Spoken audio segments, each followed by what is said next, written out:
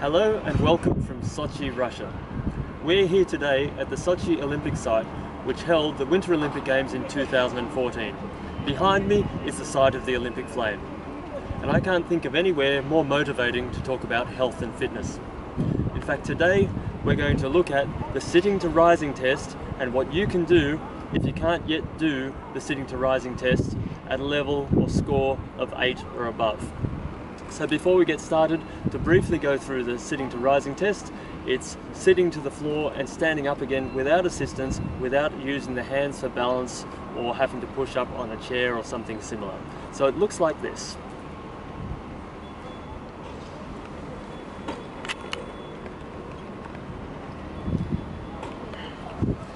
Okay, now you may look at that test and think there is no way possible that I can do that.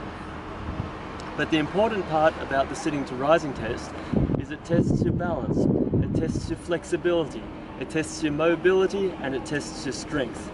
And all of those factors are very good predictors for your longevity, mortality and morbidity rates, which is why it's an important overall test for health and well-being.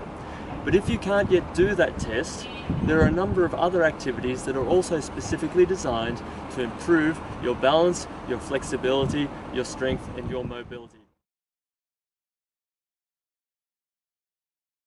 What you're going to do is you're going to put the elbows at shoulder level, externally rotate the hands so the back of the hands are touching against the wall, and then you're resting the head against the back of the wall. And you want to be able to hold that position for 30 seconds. Now what does it do? It tests the mobility and flexibility of the shoulder joint. It also tests the ability for the head to come back over the midline. Because what typically happens as we age is the head goes forward of the midline, the shoulders round, which shuts down the mobility of the shoulder, but also from a balance point of view, what the head does, the body follows. So if the head goes forward, you're more likely to fall forwards, you become a higher risk for falls and injuries. Now if you can't yet get the head back against the wall, you can start off, if you're lying on 2 pillows at night, take 1 pillow out, rest there for a while. Allow the head to start coming back over the midline. Or alternatively, there's an exercise you can do. Get a small towel, a book, a small cushion, doesn't matter, and you're going to place it in against the wall at the level of the shoulders. You're literally going to chin tuck. In other words, tuck the chin and pull the head back towards the wall.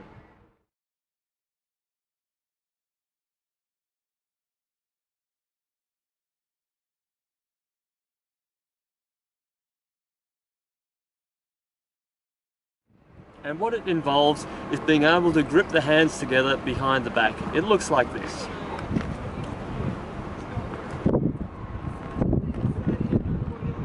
And from the other side, like this.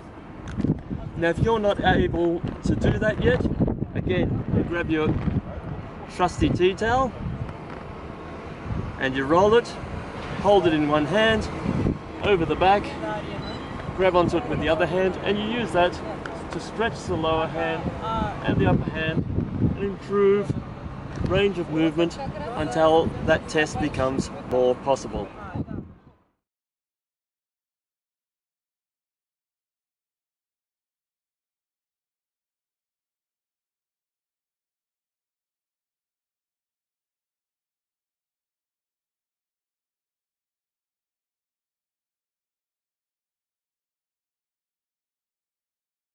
The deep squat is a test that's very important for the flexibility in the hips, knees and ankles.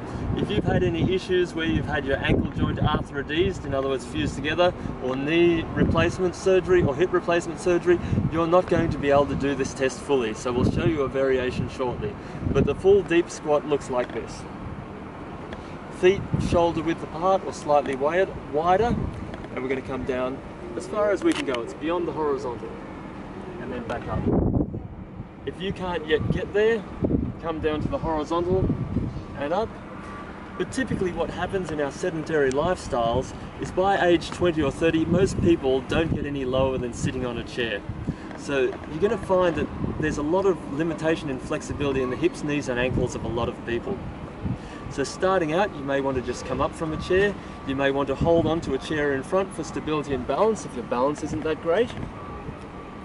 But you're going to work your way down. So once you're able to do that squat from the seated position, then start from the bottom step of a flight of stairs to get more flexibility into the knees and ankles. Guess what? It didn't get bad straight away. It took time to get bad. It's going to take time to improve. So work away at it.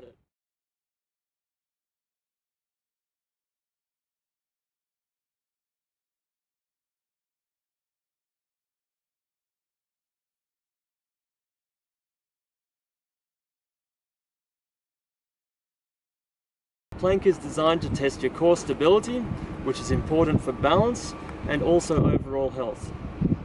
So the plank looks like this.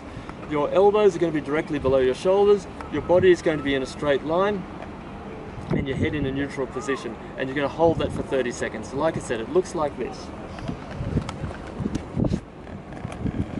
So, elbows below the shoulders, body in a straight line, core tight, buttocks tight, head looking straight ahead. You're going to want to hold that for 30 seconds. If you can't get the 30 seconds, build up in increments of 10 seconds.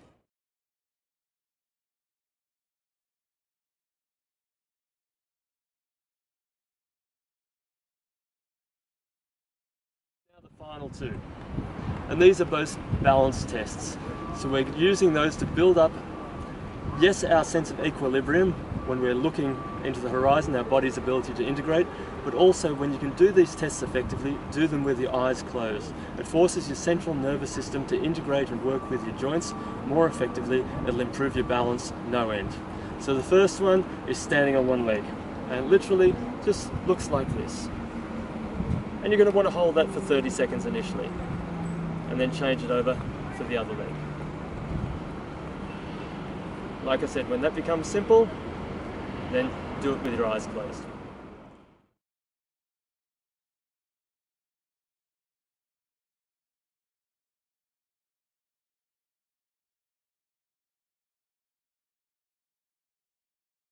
The final test in the series is another balance test. It's called the heel to toe walk.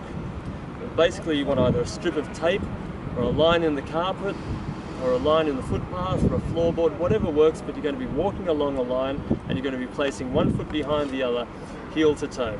And you want to be able to take about 10 to 12 steps, so about 9 feet. And it looks like this.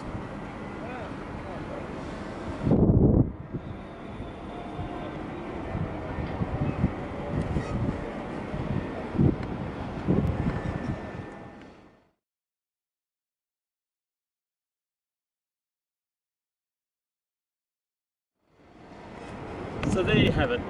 There are your 6 activities and exercises that can improve your flexibility, strength, mobility and balance, and also improve your results in the sitting to rising test. So if you can't yet get a good score in the sitting to rising test, like we said, better than 8, then do these exercises 3 times a week and reassess yourself periodically. Every week is good, every month at the outside, until you can do that test. Thanks for watching, and continue to check out our website for more tips for health and fitness over 40.